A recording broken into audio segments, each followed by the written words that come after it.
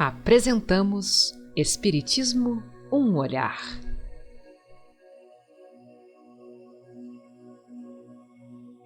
A evolução dos tempos e a doutrina dos espíritos. Neste estudo veremos Ciências Médicas, parte 1. As ciências médicas, os xamãs, as curas na Mesopotâmia, Esculápio, símbolo da medicina, Hipócrates, Galeno, a medicina na Idade Média, as atividades farmacêuticas e um resumo. Olá, meus amigos, olá, minhas amigas. Uma alegria muito grande de estarmos aqui para o nosso estudo de número 16, de Espiritismo, um olhar. A medicina do corpo é um conjunto de experiências sagradas de que o homem não poderá prescindir, até que se resolva a fazer a experiência divina e imutável da cura espiritual. Esse texto está no livro Paulo e Estevão, foi ditado a Chico Xavier por Emmanuel. Então, enquanto nós não conseguimos fazer a cura espiritual, a medicina é imprescindível para nós. Nós vamos estudar hoje, e no estudo de 17, como que essa medicina se estabeleceu no mundo. Como foram os seus primórdios para chegar até o ponto que ela chegou hoje. Vai ser um estudo muito interessante, tanto de hoje quanto o próximo estudo, o de número 17. Nós vamos ver como que isso foi possível, como que chegou, como que se adaptou e como que está progredindo. Então vamos pedir a Jesus, aos mentores amigos, que nos dê força, nos dê equilíbrio, para que a gente possa cada vez mais utilizar de todas essas possibilidades de conhecimento que nós temos em mãos para realizarmos algo de bem produtivo. Temos que saber das coisas, como que elas acontecem, como elas aconteceram até aqui. E hoje nós vamos saber um pouco sobre a medicina. Vai ser um estudo diferente. Nós vamos aqui colocar aquilo que nós pesquisamos, porque não somos da área da saúde, mas fizemos uma pesquisa. Quem sabe essa pesquisa pode também dar um fortalecimento para que você faça a sua pesquisa. Vamos a ela? Então, vamos buscar aqui, dentro daquilo que nós conseguimos trazer para nossas pesquisas, né? Dentro para este estudo. Tá? Então, olha só, louvores aos terapeutas de todos os tempos e segmentos. Eles acalmam dores e ajudam ao homem a vencer os seus dramas, libertando-se para o céu. Louvores àqueles que iniciaram aqui a medicina. Então, nesse nosso primeiro momento aqui de estudos, nós queremos louvar essas pessoas que dedicam suas vidas para ajudar irmãos, para ajudar irmãs, nos seus momentos difíceis, nos seus momentos de dores, de enfermidades. Como diz Emmanuel, enquanto não soubermos fazer a cura espiritual, a cura divina, eles são imprescindíveis em nossas vidas. Depois, certamente, eles vão nos passar outras informações. Ciências médicas. A medicina começou a ser considerada como saber oficial na Grécia do século IV a.C., em torno de 460 a 370, por influência de Hipócrates, filósofo pré-socrático, que admitia que a alma era responsável por todas as ações dinâmicas que ocorrem no organismo. Vejam vocês que coisa interessante. Já Hipócrates estudava aquilo que nós sabemos hoje pelo Espiritismo. Lembra do Evolução em Dois Mundos? Quando André Luiz nos diz que o espírito é que faz a dinâmica do organismo, que as células elas respondem à ordem do espírito. Então, já Hipócrates conversava sobre isso lá no século IV a.C. Continuando, a partir de Sócrates, Platão e Aristóteles, o animismo perde sua importância e surge uma tendência de abordagem mais racional das doenças, que se fortalece ainda mais com as ideias de René Descartes. Então, você sai daquela estrutura do que o corpo precisa disso, ou o ser anímico precisa disso. Por que ele precisa? E como é que nós podemos ajudar a resolver isso? Então, ninguém está fadado a sofrer eternamente. Então, se nós podemos ajudar essas pessoas nos seus pontos de sofrimentos, então vamos ajudá-las. Vamos proporcionar a elas momentos um pouco melhores. Né?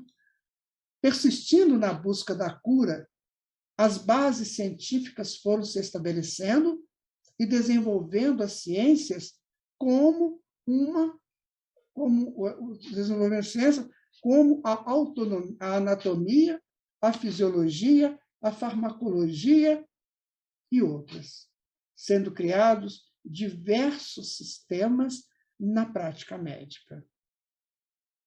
Ou seja, as coisas foram evoluindo. Houve um momento em que Deus disse, né, vamos fazer isso. É necessário fazer isso.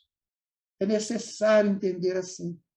É necessário que o homem já comece a ter as suas possibilidades de agir um pouco melhor, de não sofrer tanto, ou se sofrer, pelo menos tenha algum paliativo, algum analgésico. Então, tudo tem o seu momento.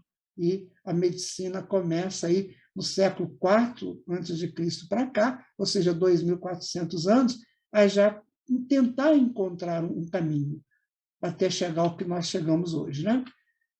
A França ocupou um lugar privilegiado na medicina. Napoleão incentivava o trabalho dos cientistas. A Escola de Paris normatizou o ensino médico e serviu de modelo para o desenvolvimento de outras escolas estrangeiras. Então, ali na França, né, de Allan Kardec, ali na França, onde surge a doutrina espírita, né, já Napoleão, ali no princípio do século, 1804 a 1817, mais ou menos o tempo que ele governou, então ele já começava a dar esse impulso, esse incentivo para que a ciência pudesse pesquisar algo a mais do que se tinha até então, em termos de estudar anatomia, fisiologia, estudar esses movimentos que nos levam hoje a entender como é que funciona um corpo humano, quais são os seus órgãos, anatomicamente como eles são, como é a forma deles. Então, isso tudo começa a ter um impulso muito grande já na época de Napoleão, entre 1804 e 1817. Né? Apesar de todo o desenvolvimento científico, houve uma fase de niilismo terapêutico, ou seja, né, não se estava tendo muita crença naquilo ali, não.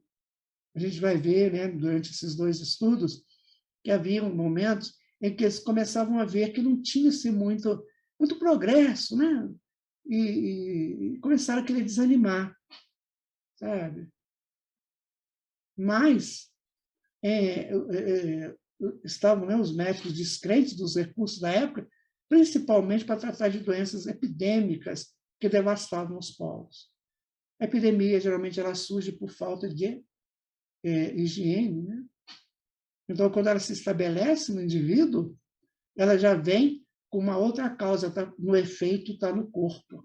E os médicos não conseguiam entender, e aí começou assim, um pequeno processo de desânimo. Graças a Deus que não desanimaram, né? Graças a Deus que continuaram firmes. O século XIX foi um período de mudanças aceleradas. buscando encontrar soluções para os problemas que colocavam em risco a sobrevivência. A França foi um berço de pesquisas importantes para toda a humanidade, inclusive acolhendo cientistas estrangeiros que não puderam se expressar em seus países de origem. Viu a importância da França, né? Nessa estruturação do mundo para coisas novas, para coisas que iriam modificar para sempre a vida aqui no mundo? Aqui nós já falamos sobre música, já falamos sobre arquitetura, já falamos sobre artes plásticas, né? Sobre filosofia, tanta coisa. E agora a própria França, ainda mais a França, também sendo berço das ciências médicas, um berço ou um local onde se acelerou a pesquisa para a ajuda aos povos. Havia uma coisa interessante, é o seguinte, que era a questão da cirurgia. Será que a cirurgia ela era bem recebida pelos médicos? Esse negócio de abrir o sujeito, né? De mexer ali nos órgãos. Será que era? Um dia eu estava conversando com a Simone e ela me explicou uma coisa muito interessante. Eu falei, Simone, grava isso, que nós vamos passar para os nossos amigos perceberem como que era essa ligação, né, do médico com a cirurgia. Preste atenção no que ela vai dizer. Os médicos se recusavam a praticar a cirurgia por acharem abaixo da sua dignidade sujarem as mãos de sangue. A cirurgia só adquiriu posição de honra na França por meio do trabalho do italiano Guido Lanfranc, que em Lyon escreveu a sua obra O Pequeno Livro da Cirurgia, ou Cirurgia Parva. Em 1295, passou a ensinar cirurgia na Universidade de Paris. Os médicos da época eram humanistas e pertenciam às classes privilegiadas e tinham maior prestígio.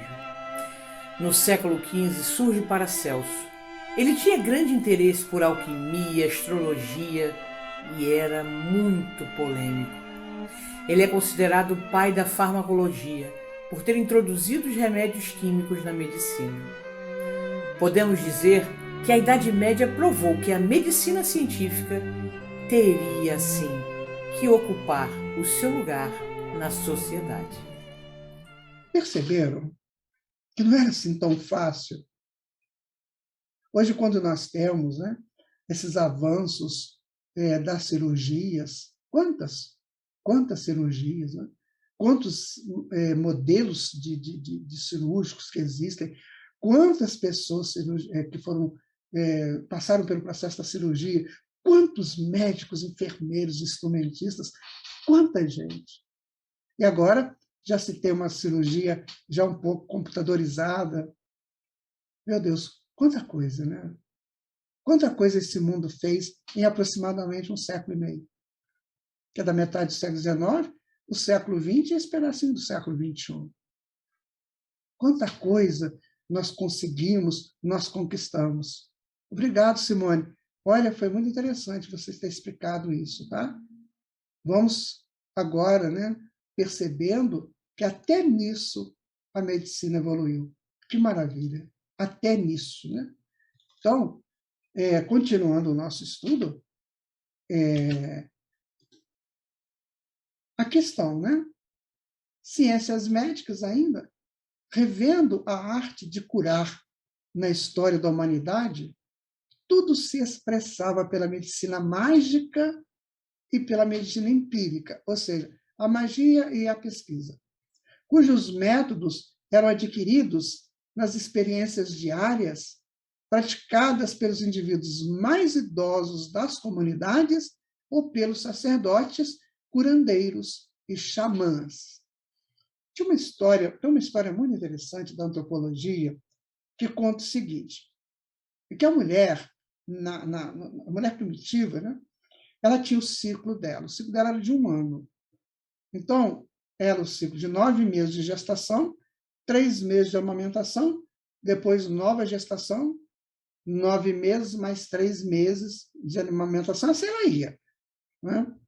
Só que as mulheres tinham que participar desse rito, né?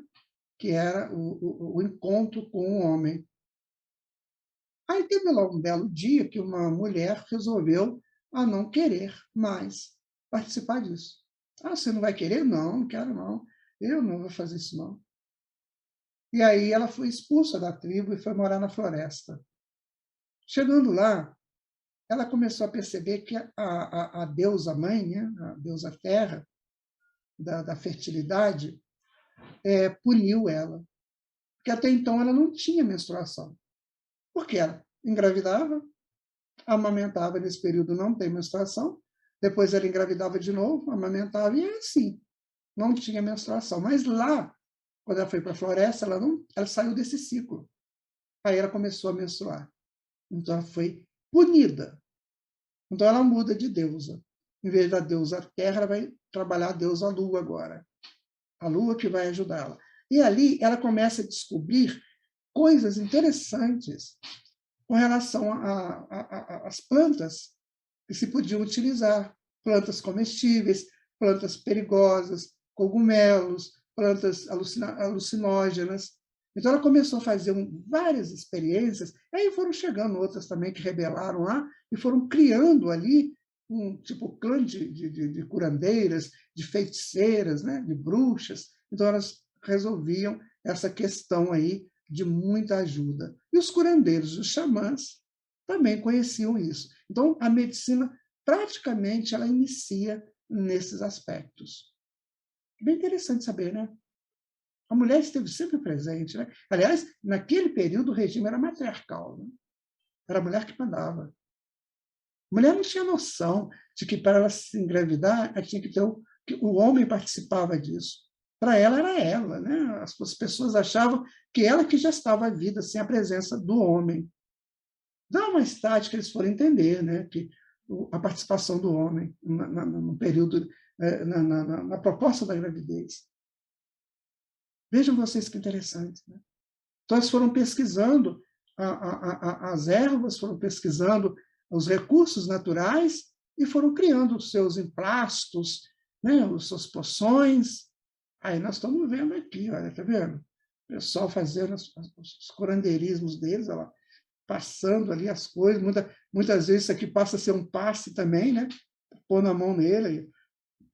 Isso aqui está com uns negócios que nas costas, pode ser algum tubo energizado, algum cristal, enfim. E esse aqui, ó, tá vendo? Ele detém nas mãos a energia curadora. A nossa medicina começou assim. Maravilhoso, né? Agora, o que é um xamã?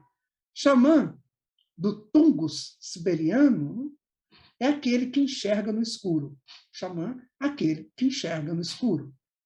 É um portador da função religiosa, um sacerdote do xamanismo que pode acessar a outras dimensões através de um estado estático e fazer contato com os aliados, animais, vegetais e minerais, e espíritos ancestrais.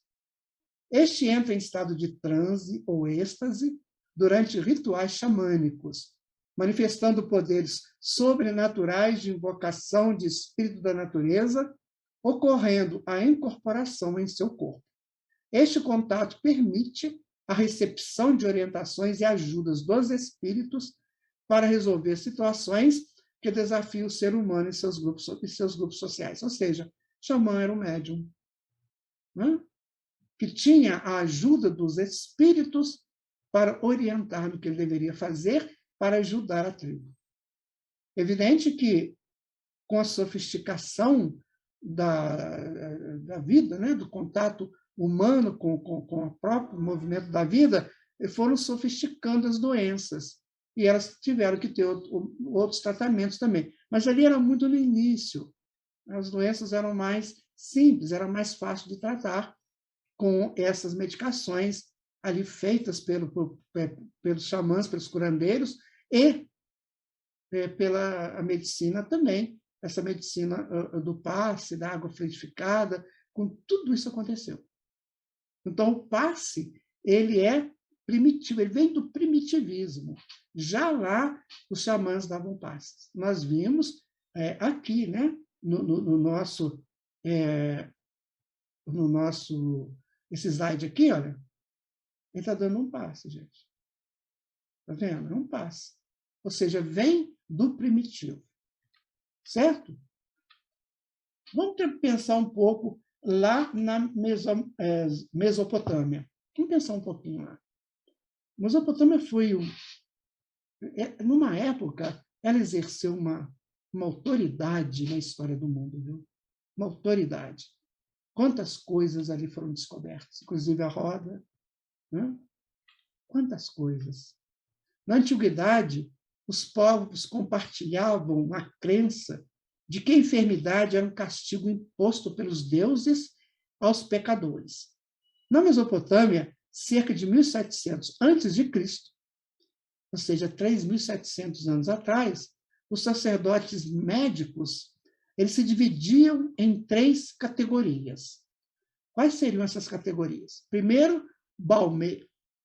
Era o encarregado dos procedimentos divinatórios médios. Vamos colocar assim, os balmes, né? Depois tinham os ashipo, que faziam os exorcismos, ou seja, o processo de desobsessão. E haviam também os asu, que eram encarregados da cura com rituais, preces e o uso de várias substâncias.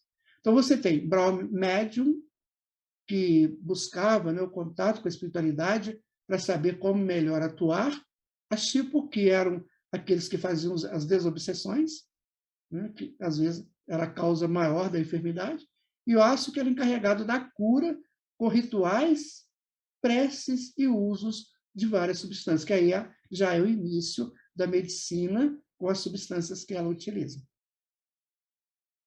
Guardem isso com vocês. 3.700 anos atrás, os médiuns atuavam, trabalhavam como médium de desobsessão, como médium que recebia, né, a informação do mundo espiritual de como tratar as doenças. Então, nós sempre tivemos as presenças dos amigos espirituais nos orientando o tempo todo, né? Essas ervas eram usadas em problemas gastrointestinais, dermatológicos e respiratórios. E como sabemos, por testes em medicina natural na atualidade, muitas delas realmente funcionam. Por exemplo, vinho e mel já foram capazes de aliviar sintomas em experimentos modernos. Além disso, há diversos produtos da medicina natural que têm poder antibiótico e antisséptico. E algumas plantas são laxantes naturais ou forçadoras de vômito devido ao seu alto teor tóxico. As ervas receitadas eram ingeridas, passadas no corpo ou inseridas em algum orifício do doente. Também eram recomendadas posições relaxantes, massagens, pomadas e o uso de água fria e água quente e aplicação de dietas. Hoje nós temos a fitoterapia, que estuda essas plantas, essas ervas, hoje muito, muito em evidência. Ou seja, buscando esse remédio natural, que praticamente não tem efeito colateral. Temos os florais, né? Temos os florais de Bach, temos florais quânticos. Então, a proposta que a natureza oferece ao homem em todo o tempo de ajuda nas soluções das pessoas com seus problemas, com aquilo que eles trazem, né? Que eles adquirem por escolhas erradas, e aí criam complexos lá, e esses complexos, ao saírem, muitas vezes saem como enfermidade, como dor, então sempre se tem o recurso. Ou seja, você vai errar, meu filho, vai se complicar, mas eu vou te ajudar, eu vou criar aqui situações para que você possa se resolver melhor e sem muito sofrimento, né? Para tratamentos com as ervas medicinais. Desde que, 3.700 anos atrás, que a gente tem notícia, né? Porque os xamãs pode ter sido né, da época do Neandertal, né? Talvez o Neandertal tinha lá o seu curandeiro. Não se sabe tanto sobre o Neandertal, né? Mas pode ser que ele tivesse lá o seu curandeiro, né? Aquele que o ajudava. Né? Os sacerdotes médicos eram submetidos ao Código de Hammurabi, que previa as recompensas para os tratamentos bem-sucedidos e também punições para os casos de fracassos. Esse código, estabelecido pelo rei Hammurabi de 1948 a 1905 a.C., foi o primeiro conceito de responsabilidade civil e criminosa na prática médica. Então, desde ali já tinha um código, né, para julgar a prática médica. Tudo muito orientado, né, pela espiritualidade superior. Tudo muito orientado. Porque nada não seria absurdo nenhum que um daqueles curandeiros, né, usasse ali um remédio altamente tóxico, uma erva, para tirar a vida da pessoa, né, para fazer aquelas poções mágicas, né, que tiravam a vida das pessoas. A gente sabe disso, isso está aí na história. Né? Aí está o Código de Hammurabi, né? E ele já previa tudo isso. Esculápio. Nós vamos estudar um pouquinho sobre Esculápio.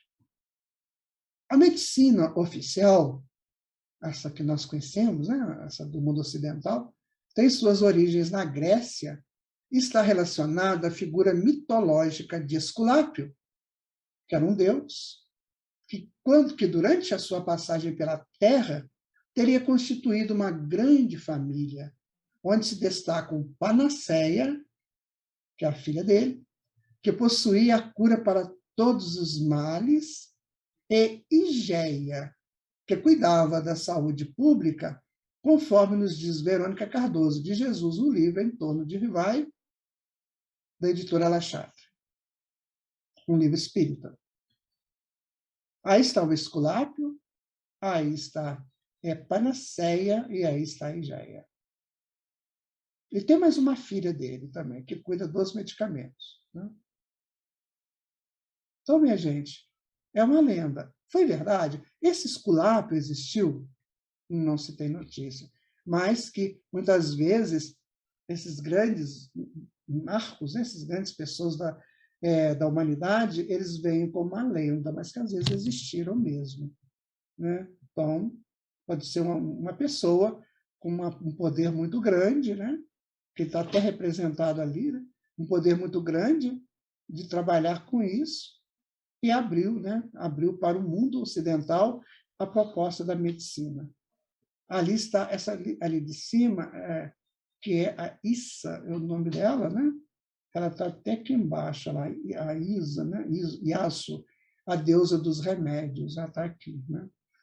Quando a ciência ainda engatinhava, há mais de 2 milênios, como as pessoas lidavam com as doenças. Numa época em que ainda não se descobriram os micro-organismos e pouco se sabia sobre os mecanismos infecciosos, a busca pela cura era muito mais uma questão de fé. É nesse cenário que surge o culto ao deus Esculápio, que começou em 7 a.C., na Tessália, e motivou a construção de mais de 300 templos ao longo da orla do Mediterrâneo e Europa Ocidental. Então, provavelmente ele existiu, sabe, gente? Provavelmente essa pessoa existiu. 300 templos para ele. Então, Esculápio é a derivação em latim do nome do deus grego Asclépio. A lenda conta que ele foi criado pelo centauro Quiro. Centauro é aquele homem, né, aquele bicho animal, com a cabeça de homem e corpo de animal, né? Ou seja, ele está dominando o seu ego inferior, é uma pessoa dominando a sua parte animal, né, que nós viemos de lá, agora ele está dominando a parte animal, então o centauro. Então, ele foi criado por esse centauro, ou seja, criado por uma pessoa que o educou nas artes das ervas medicinais e das cirurgias. Está vendo como é que tem uma sequência ali muito próxima da prática humana? Né?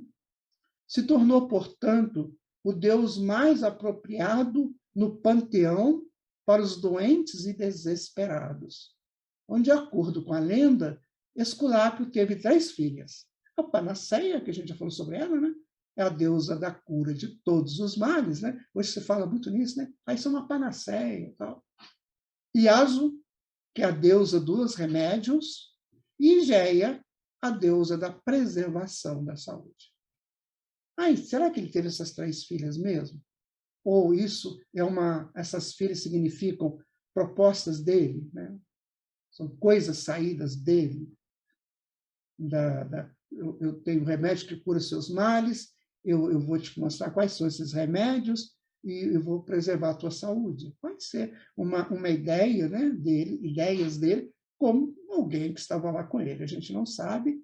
Muita coisa nós vamos ainda ter tempo para aprender lá no futuro. Né? Mas vamos começar por esses princípios aqui. Aí está a Igeia, né, que a gente já colocou. Aqui está, né, um gráfico, um organograma dessa medicina inicial. Né? Então, tem o deus da medicina e da saúde, que é o Esculápio, né, que é o Asclépio, a Epíone, que é a deusa calmante da dor, a Panaceia, a deusa da cura de todos os males, a Ígia, ou Igeia, que é a deusa da preservação da saúde, Iaso, deusa dos remédios e dos modos de cura, a Ceso, deus do processo de cura, Egle, deusa do resplendor, Telésforo, deus da convalescência, Podalírio, médico lendário divinizado, e Macaão, médico lendário também divinizado. Então, esse aí é o panteão da medicina inicial, aqui no Ocidente. Que a gente sabe que isso já acontecia desde os povos primitivos. Mas, dentro da medicina do Ocidente, esse é o panteão da medicina. Viram? Interessante, né? Existiram essas pessoas? Não sabemos. É lenda? Pode ser. Pode ser um caminho para a medicina. Pode ser. Mas está aí, né? Eles colocaram todas as possibilidades, até da convalescência, imagina. Porque na convalescência você também tem que saber se situar nela. Né? Bom, agora vamos ver o símbolo da medicina. Né? Qual que é o verdadeiro símbolo da medicina? Asclépio foi muito cultuado na cultura grego-romana como o deus da medicina e é sempre representado segurando o seu bastão. A gente vê, né, esse bastão aqui, ó, que ele está segurando, aqui, ó, uma serpente enrolada nele. Né?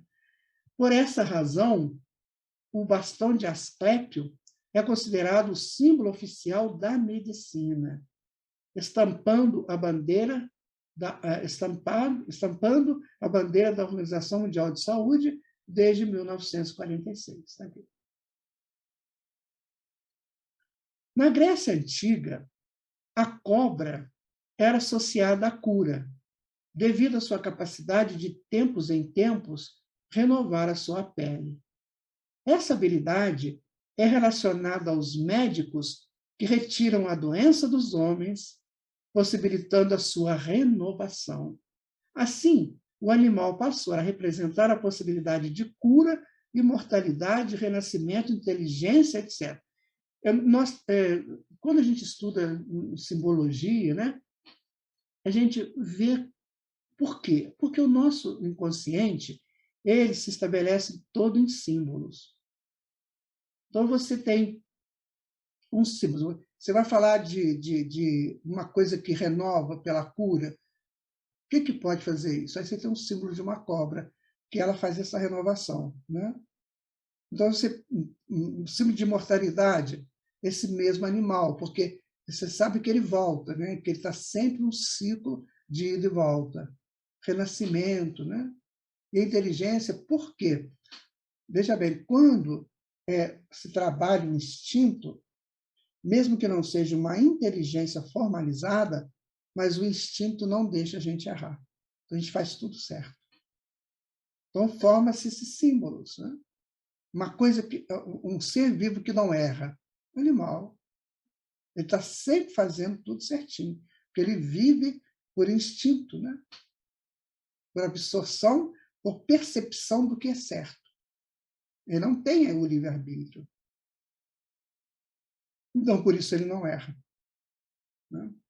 Bom, agora vamos a Hipócrates. Esse existiu, né? Sem nenhuma sombra de dúvida. Né? Entre os filósofos pré-socráticos, foi Hipócrates, do século V a.C., que mais destacou. Ele tinha profundo conhecimento do sofrimento humano, colocando-se ao lado dos enfermos para melhor observação clínica e orientação precisa no tratamento.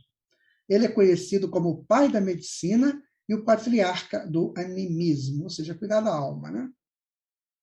Inclusive, ele fala isso. Né? Então, minha gente, ele ganha o título de pai da medicina. Aí você põe agora Asclépios e Hipócrates. Hipócrates existiu como filósofo. E Asclépios? Uma lenda. Mas quem escreveu essa lenda? Quem escreveu sabia muito, né? Ou então ele existiu mesmo. Vejam vocês, né? Que interessante. O Hipócrates é do século V. A civilização grega, ela deve ter início por volta, né? Sim, os seus rudimentos, os seus momentos bem primitivos, em torno de 1200 a.C. Não se tem uma data certa. Né? Mas hoje houve a invasão dos dórios, né?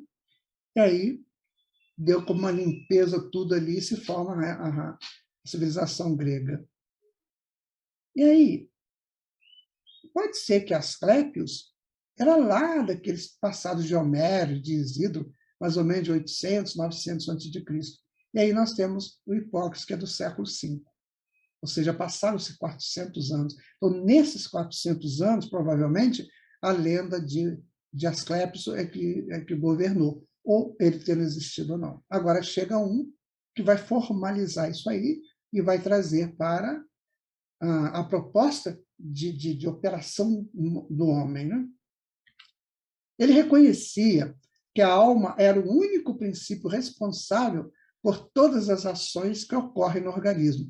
Perfeitamente o que nós estudamos hoje. Né? O espírito ele é o responsável pelo corpo, tudo que acontece no corpo. Sua escola deu duas noções básicas da intervenção terapêutica: a lei dos semelhantes e a individuação no tratamento. Olha que bonito. Então, nós temos os semelhantes, que, igual a nós, também tem as suas dificuldades, tem as suas necessidades, mas tem eu, que gerei a minha necessidade. E cada um gerou a sua necessidade. Isso é filosofia, né? Então, ele unia filosofia à ciência. Tá? O princípio da lei dos semelhantes estabelece que uma doença específica pode ser curada pela substância capaz de reproduzir os mesmos sintomas da doença. Ou seja, o que causa mal a alguém saudável pode curar alguém doente. Se um veneno produz efeitos como vômitos em uma pessoa, a versão homeopática, que é diluída e dinamizada desse mesmo veneno, poderá tratar pacientes com problemas de vômitos recorrentes e assim por diante. Nós vamos estudar bastante sobre homeopatia mais na frente. Mas olha que interessante que é isso aí. Ou seja, cada qual, o que para um pode ser um veneno, para outro é uma cura, se eu diluir, pode ser cura para todos. Então, foram os primeiros movimentos de se entender o processo de cura. Né? Na lei dos semelhantes, a ideia da individuação do tratamento, vamos encontrar a medicina exercida com o conhecimento da pessoa que está por trás da doença. Agora eu vou tratar de você. O que você está sentindo? Como é que isso começou? Né? Toda aquela anamnese que se faz, né? Para saber de onde provém a sua doença, de onde que veio, quais são as reações que você sente, quando que você começou a sentir, sua família tem isso, porque pode ser hereditário, enfim. Gente, é muito bonito, né? Isso é no século V, há 2.500 anos atrás. Já tinham pessoas aqui encarnadas trazendo essas coisas interessantes para nós.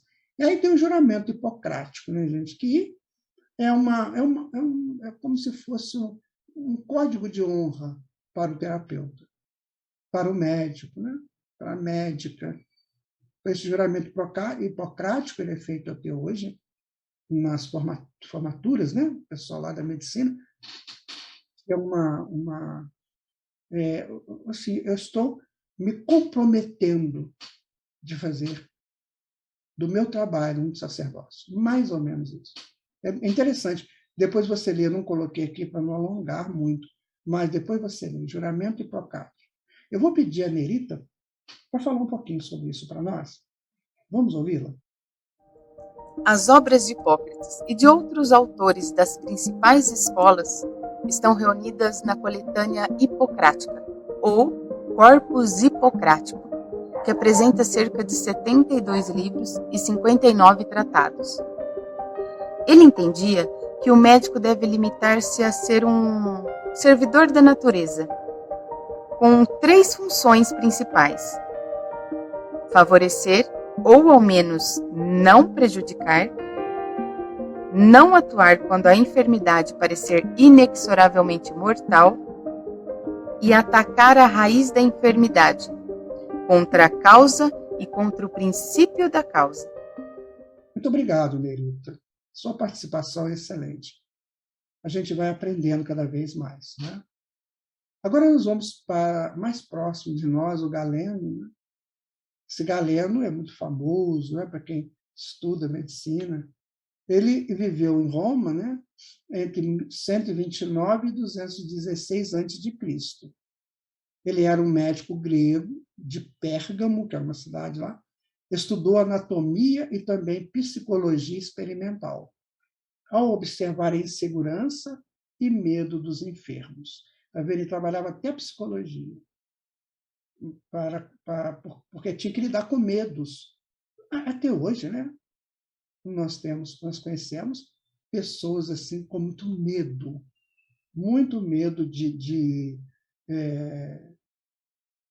sabe, da doença. Já vai logo achando que vai desencarnar, não é isso? Além disso, observou a relação entre emoções e sintomas. Isso é básico. O médico tem que saber fazer isso. A relação de sintomas com emoções ou emoções com sintomas. Então, Galeno, ali depois de Hipócrates, já vai dando umas dicas bem mais avançadas, né? Cada doente, cada situação. Através da psicologia e do conhecimento, né, da relação entre emoções e sintomas. Influenciou a medicina por mais de 1000 anos, gente, seguindo as teorias humorais dos filósofos gregos que correlacionavam os 4 humores: o sangue, a bile negra, a bile amarela e a fleugma, com os 4 elementos: terra, fogo, água e ar. Então, a doença resultaria do desequilíbrio humoral, que seria estabelecido ajudando-se a natureza por meio de sangria, purgas e dietas. Vocês observam que ele falou ali sobre terra, fogo, água e ar. Existem nos estudos sobre circulação de energias esses mesmos tipos de energias. A energia da terra, do fogo, da água e do ar. A energia do ar, mais ou menos aqui nessa região, acima do tronco, né? A energia do fogo do tronco, aqui nessa região, que vem aqui depois do estômago, por ali, né? A energia da água seria a do intestino para baixo, influenciaria ali, e a da terra dos ossos, do esqueleto. Então, quer dizer, ele estava trabalhando isso, a consequência das bilis, né? Das sangrias, aquela coisa toda, ou do sangue, era uma má circulação dessas energias. Então, por isso que ele fazia energia terra, fogo, água e ar. Então, existem estudos muito avançados atualmente que nos ensinam isso. Essa energia do ar, a do fogo e a da água. Ou seja, nessa região aqui, até o pulmão, indo, né, dos troncos, dos brônquios, né, da traqueia, dos brônquios, né, indo para o pulmão. Depois vem a do fogo, que pega no estômago, pega aqui o coração, pega essa região. A da água, que é abaixo do estômago, vai aos intestinos. E a da terra, que é a da formação óssea de todos nós. Então, ele fazia essa relação com essas energias. Então, hoje nós já sabemos que uma enfermidade nada mais é do que uma má circulação energética. A enfermidade, às vezes, se estabelece e não permite, por causa do tumor que ela forma, a circulação da energia com liberdade. Aí cria-se enfermidade. Então, eles tinham essa informação desde aqueles tempos primeiros lá, né? Então, vamos continuar aqui, né? Então, vejam vocês. Aí, o que ele fazia? Sangria. Por quê? Ele liberava o sangue, né? Saía, e ele liberava que a energia flutuasse, né? A purga, que era a mesma coisa, ele punha umas coisas assim no corpo da pessoa, a gente vai estudar mais isso. E dietas, para você não entupir mais o processo, não mandar mais energia quando você precisava de deixar aquela que estava lá para sair. Então, tinha toda uma justificativa lógica. Veja que coisa interessante. Existem estudos, minha gente, nesse mundo nosso, que nós vivemos nele, sensacionais, só que a gente não se interessa. Então, vamos continuar aqui. Né? Medicina na Idade Média. Vamos lá. Segundo Verônica Jesus, lá do livro, né, Em Torno de Kardec, na Idade Média houve um grande declínio nas ciências médicas. Muitas epidemias tornaram os médicos impotentes perante as epidemias com alto índice de mortalidade. Isso trouxe falta de credibilidade na abordagem científica e racional para lidar com as doenças. É isso aí que aconteceu. Muita epidemia, a febre negra, né? Aquela coisa que matou muita gente. Então, eles começaram a ficar descrentes. Esse negócio de médico aí não funciona, não. Isso aí é Deus que governa. Na hora que ele quer mandar mal para purgar os filhos dele, ele manda, e não tem ninguém que resolve. E os médicos foram ficando, né?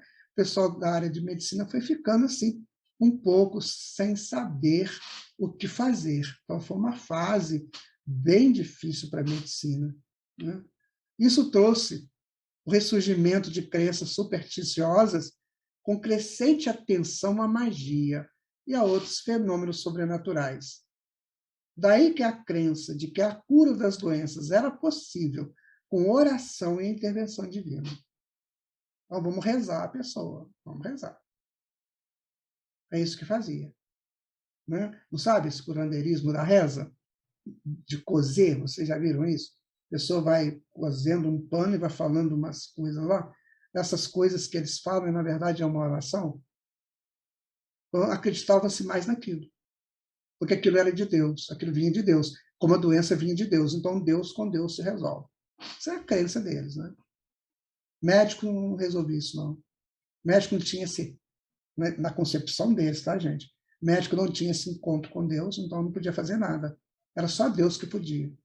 Então, ele escolhia pessoas para fazer isso, que eram os curandeiros, feiticeiros, bruxas, que era o nome que eles davam, que, na verdade, eram médiums, né? A maioria deles eram médiums. Tinha charlatães também. Tinha. Mas tinha os sérios, né? Isto foi um obstáculo para o desenvolvimento da medicina. Então, a medicina popular passou a ser buscada da população. Não sei se vocês leram o livro Físico, que conta a história, chamava de boticário, né? De um boticário, que era aquele que criava os remédios e ia levando para as pessoas, ia vendendo por onde ele passava, né? Era um centro ligado a esse tipo de curandeiria.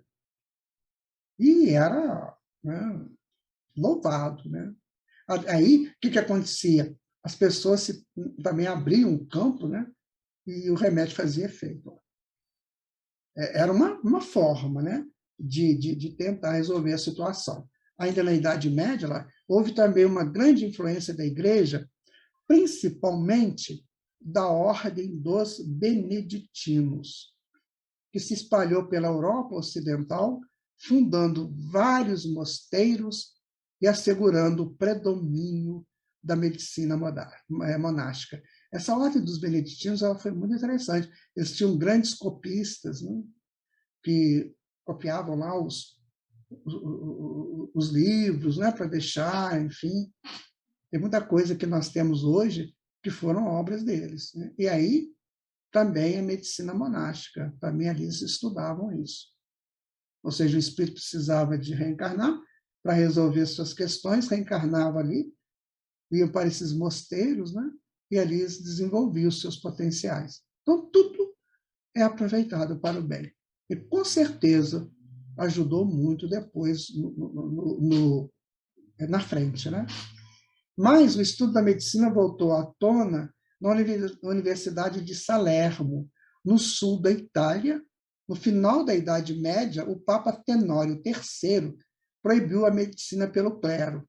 Os médicos foram se organizando em associações, porém não havia ainda conquistado a confiança da população.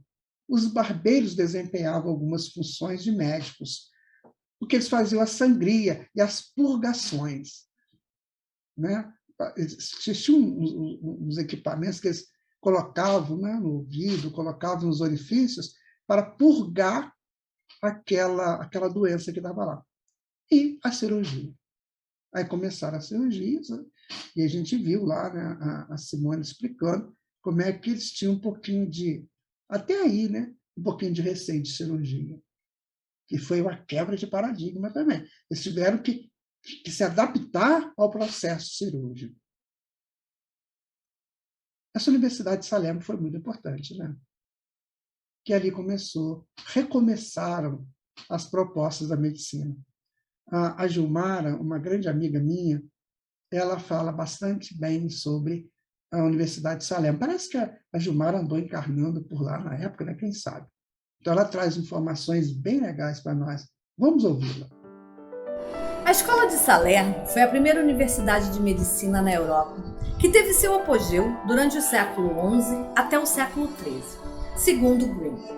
A cidade de Salerno era geograficamente próxima ao mar Mediterrâneo e sofreu várias conquistas neste período, e contava com um comércio muito próximo entre judeus e árabes. A medicina, a partir do século XI, torna-se sinônimo de física, que em latim quer dizer estudo da natureza. Este período foi marcado pela expansão do Império Árabe-Islâmico para a Europa, trazendo alguns tratados médicos e filosóficos dos gregos, bizantinos e indianos, e também seus próprios tratados e comentários sobre os tratados gregos. O pioneiro que introduziu os escritos e traduções médicos árabes na Europa foi Constantino, o africano, no século XI. Assim, a medicina científica foi ocupando seu lugar nas sociedades. Claro, tendo que vencer muitos e muitos obstáculos causados pelas superstições, medos motivados pela ignorância ou ameaças de morte e penas eternas. Mas tudo passou. Hoje temos uma medicina avançada e que cuida dos doentes de forma muito justa. Obrigado, tá, Gilmara? Foi ótimo sua participação. Eu quero falar para vocês um texto que eu li aqui no livro do Dr. Paulo César Fructuoso, né? É esse livro aqui, olha, a face oculta da medicina, tá? Então ele vai dizer aqui no princípio do livro algo muito interessante, olha, todos possuímos uma grande responsabilidade na harmonia do nosso planeta. É nossa missão ajudar na irradiação dos pensamentos salutares em direção aos nossos semelhantes. Pensamentos bons, fraternos, de união, jamais calcados no ego. Com os pensamentos, ajudamos na cura da nossa alma. Restabelecemos nossa estrutura orgânica e auxiliamos a regeneração da Terra. Há uma riqueza mental ao nosso dispor e tesouros maravilhosos armazenados em nossos corações. Aguardam apenas o despertar para que então movimentemos mãos operosas a uma presença confortadora em benefício de nossos irmãos, de nossos companheiros de jornada. A boa literatura fortalece e norteia nossos pensamentos, edificando e abrindo novos horizontes. Observa que, nesse tempo atual, né, em que nós estamos aí também necessitando de colaborar na cura do nosso mundo, do nosso planeta, então ele vai dizer do pensamento, como o pensamento também ajuda. Né? Pensamos assim, por que nós buscamos esse texto? Porque entendemos que aqueles médicos lá de Salerno, como bem disse a Gilmara, aqueles médicos lá de Salerno, daquela universidade, eles também uniam pensamentos positivos na tentativa de encontrar curas para as doenças. Se a gente fizer isso hoje, um pouquinho por dia, nós estaremos ajudando os nossos irmãos e irmãs nesses processos aí de readaptação à vida saudável. Vamos pensar no que diz aqui o livro do Dr. Paulo César Frutuoso, que nós admiramos muito. Vamos ver o que ele propõe, inclusive quando ele fala da outra face da medicina, essa medicina que vai surgir mais à frente. E nós vamos estudar um pouco mais sobre isso. Então, vamos continuar aqui, né? E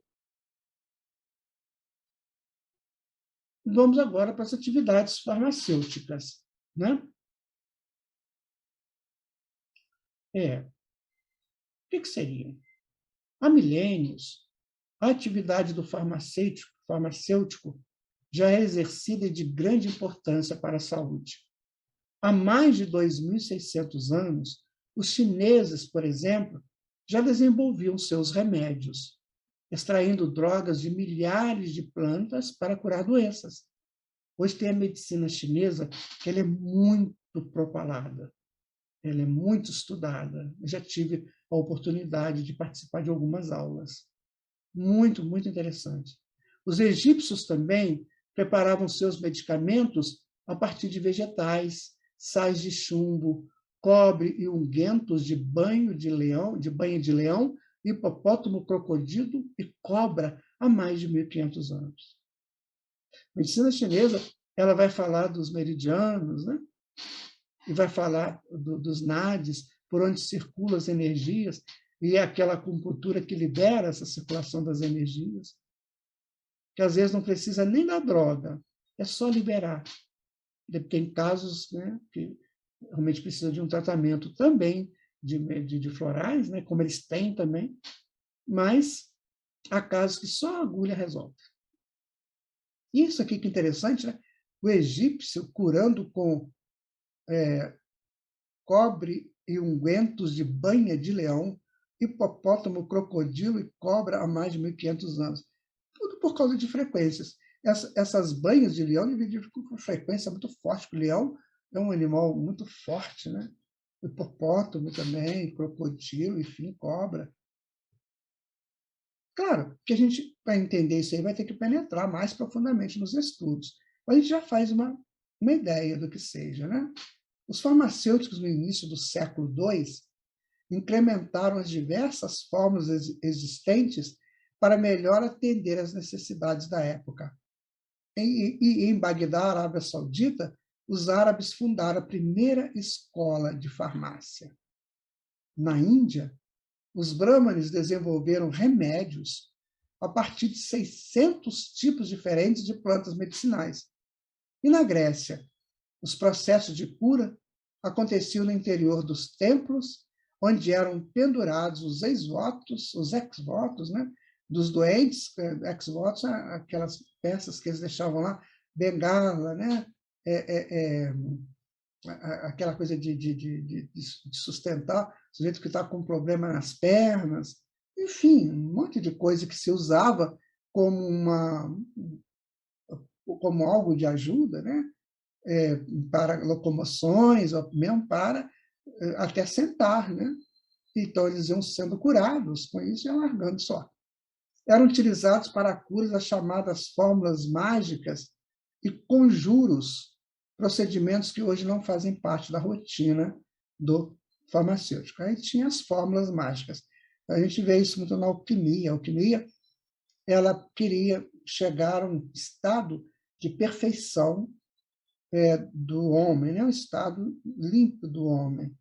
Aí era um negócio de transformar chumbo em ouro. Chumbo seria o ego inferior, ou ouro o ego superior. E muita gente interpretou mal isso, né?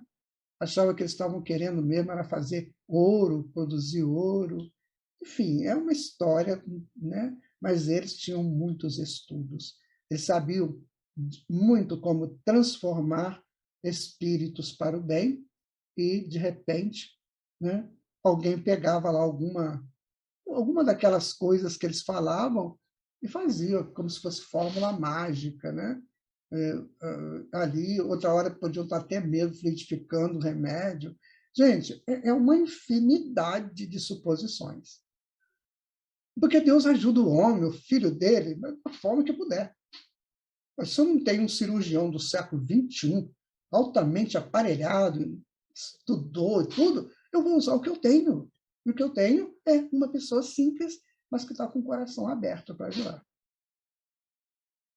E tem que entender isso, porque senão nós vamos ficar falando mal deles, né? Dos curandeiros, daquelas pessoas que usavam isso. Às vezes, muitos daqueles curandeiros hoje são médicos aparelhados, médicas aparelhadas. Muitas bruxas lá hoje são médicos, porque já traziam no cerne espiritual, no coração, a vontade de trabalhar com isso.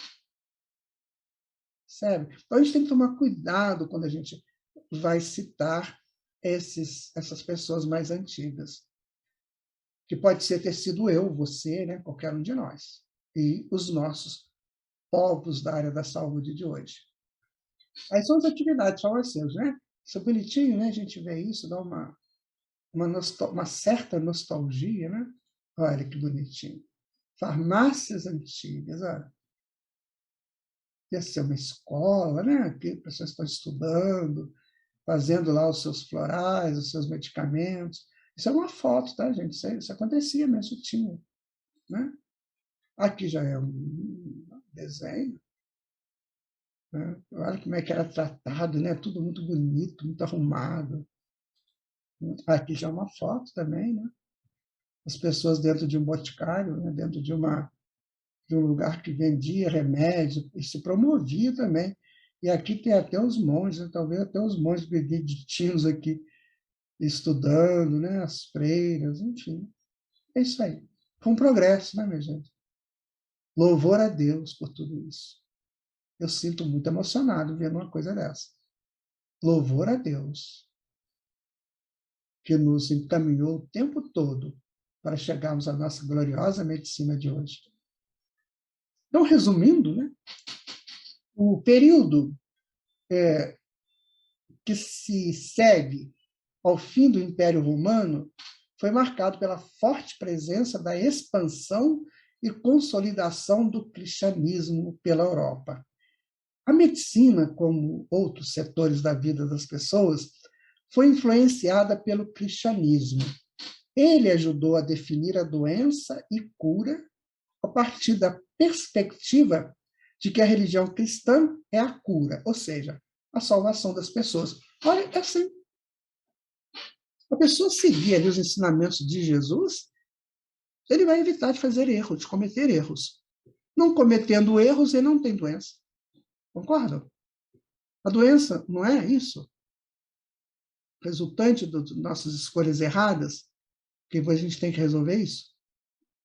A regra de São Bento, escrito pelo monge Bento de Núrcia, de 480 a 547, por exemplo, descreve a disciplina e organização numa comunidade monástica cristã, e dentre as funções dos monges, cuidar dos doentes era uma delas. Neste livro, a cura efetuada no monastério era de doenças espirituais, nos quais o tratamento incluía banhos, saunas e massagens que limpavam a corrupção dos humores.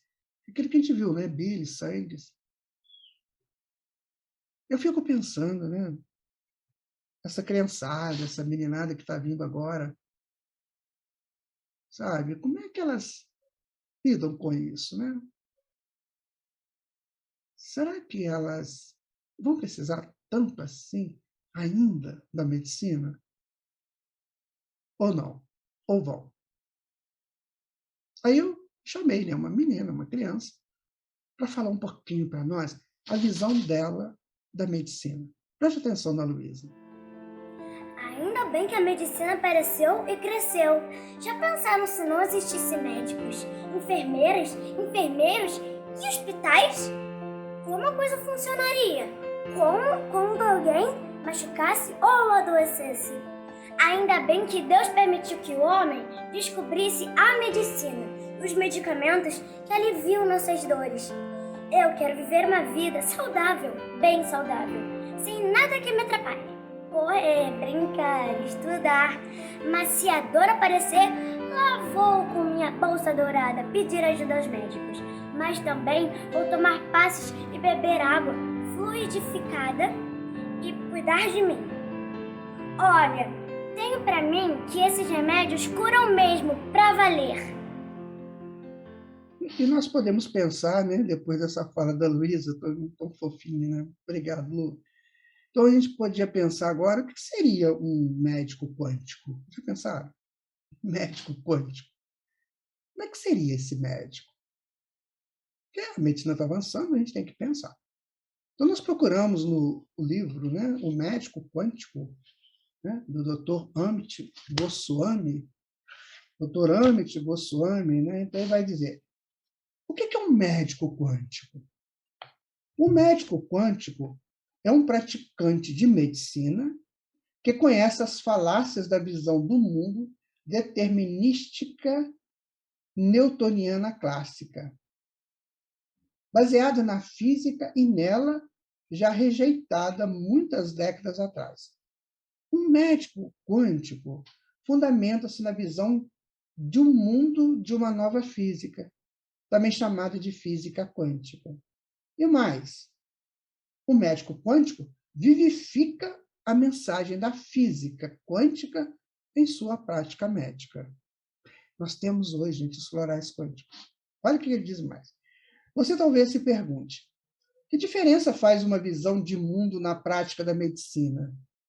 Diferentemente da concepção da física clássica, que vê o mundo como um mecanismo determinado, nós só conseguiremos entender a física quântica se afirmarmos sobre a base do primado da consciência. Base do primado da consciência. A consciência vem em primeiro lugar. E ela é o fundamento de todo ser. Tudo mais, inclusive a matéria, é uma possibilidade da consciência. E a consciência escolhe, dentro de suas possibilidades, todos os eventos que vivemos. Aí está. Então, no futuro, a medicina quântica, que trabalha com frequências, com florais, vão ser muito mais utilizadas, com certeza, dentro desse projeto aí de curas, né? De curas. Existem os terapeutas quânticos, existem farmácias de medicamentos quânticos, de florais, chamados florais quânticos, que são frequências, ou seja, não tem efeito colateral, porque já é uma proposta de não invadir, né, o organismo com uma droga que possa causar alguma corrupção ali, mas sim algo que ajude na circulação das energias. Essa é a medicina que nós estamos caminhando para ela. A medicina das frequências. Há pessoas que estudam isso, que chamam de medicina suprema. É o que está para vir para nós, né? Bom, ainda resumindo, né? Vamos aqui falar esse poema. Quando se olha a história do homem, nas multifaces da sua evolução, vê-se aqui a saúde que o potencializa, vê-se acolá a doença que o enfraquece. Sempre uma e outra na esteira da vida deste homem que caminha para o infinito. É preciso ser saudável, pois somente com a saúde se vai mais além nas conquistas que se tem. Para que o homem possa prosseguir, sem as dores que o atormentam e as enfermidades que o assalta, Deus permitiu aqui a medicina que trata do corpo curando a alma. Corpo e alma se justificam. Um é o templo da outra. A outra, quando incauta, gera o distúrbio que o corpo absorve e que sofre, fazendo a alma sofrer. De dores e curas repetidas, a alma se cura e a medicina avança, criando esperança, criando forças que a alma precisa. Haverá um tempo em que a medicina será a grande escola para a alma. Naquele tempo, sem dor nem enfermidade, farão da alma um ser luminoso e da medicina um processo de ajuste entre o que sofreu e recuperou para sempre. E, para sempre, a medicina florescerá em outros campos, em outras propostas, pois que curar-se é missão de cada um. E assim, nós chegamos ao encerramento desse nosso estudo de hoje. Tentamos fazer com que ele ficasse bem tranquilo, bem lúdico, para que todos nós nos beneficiemos dele. Como sempre digo aqui, meu irmão, minha irmã, nós só estamos dando uma abertura aos temas. Você deve dar sequência. Muito obrigado, né, por você ter estado conosco mais esse estudo. Obrigado aí a Simone, a Nerita, a Gilmara. Obrigado também a Luísa. E obrigado também a Ana Paula. Porque nós vamos encerrar o nosso estudo de hoje com os nossos agradecimentos a Deus e à espiritualidade. Mas nós vamos ouvir uma canção, que é uma das mais belas canções que nós sabemos, que nós conhecemos. E essa canção é um agradecimento nosso pela medicina. Muito obrigado, medicina. Muito obrigado, médicos, médicas, enfermeiros, todos vocês que trabalham nessa área. É para você essa canção que a Ana Paula vai nos ofertar agora. Fiquem com o Senhor Jesus.